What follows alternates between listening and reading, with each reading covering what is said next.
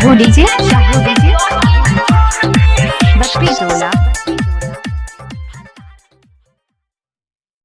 Hello friend, नमस्कार। Song writer रंगीला में आपका स्वागत है। दोस्तों, आपके लिए मैं एक हिट मैटर भोजपुरी में लेकर आया हूँ। हमें आशा न पूरा विश्वास है कि आप लोग को बहुत अच्छा लगे तो लाइक सब्सक्राइब शेयर जरूर कर दीजिएगा और बेल आइकन को जरूर दबा लीजिए। चलिए हम वीडियो को हम शुरू करते हैं। धीरे धीरे है लंगरा के भौजी चलता रुका है ऐसा रे, चलता रुका है ऐसा रे। धीरे धीरे है लंगरा के भौजी चलता रुका है ऐसा रे।